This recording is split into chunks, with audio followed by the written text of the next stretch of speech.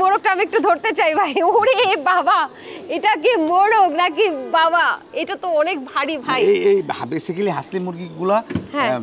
ওর বৈশিষ্ট্য হলো ওর ওয়েটের জন্য। ওয়েট হয় প্রচুর, এটা মিনিমাম 5 কেজির মতো আছে। এর যত্ন কি? এর যত্ন বলতে এর আমি কোনো যত্ন নেই না, একে এইখানে ছেড়ে রাখি, এইখান থেকেই ও খায় কি? ও ওর মতো টুকায় টুকায় খেয়ে নেয় খাবার। আচ্ছা, এটা টুকায় টুকায় খায় না? এই যে ছাগলের খাবার সবকিছু, তারপরে হচ্ছে এই যে কবুতরের খাবার সব হচ্ছে যত ময়লা টয়লা সব খেয়ে ফেলে। আপনাদের এখানকার তাহলে বলা যায় যে ও হচ্ছে সবকিছু পরিষ্কার করে। মাশাআল্লাহ। এটার ওজন প্রায় কত কেজি হবে ভাই? 5 কেজির উপরে আছে। 5 কেজির উপরে আছে। দর্শক, আমি আমার জীবনকালে যাপিত জীবনে এত ওজনের মুরগি কখনো হাতে নেইনি, এটাই সত্যি।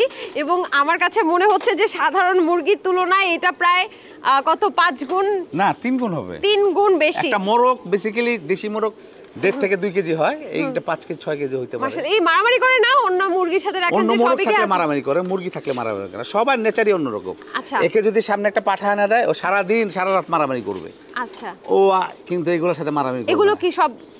এগুলা 3টা খাসি আর 2টা ছাগল। আচ্ছা, মানে পাঠার সাথে পাঠা মারামারি করবে। আচ্ছা, তাহলে এগুলো কি ব্রিডিং করে ভাই? মানে মুরগিটা কি বাচ্চা ফোটায়? বা হাসলি মুরগি তো বেশ ভালো, এগুলো কি অনেক দাম? এটা খাওয়ার জিনিস না, মানে বলে না পাগলে কিনা বলে ছাগলে কিনা খায়।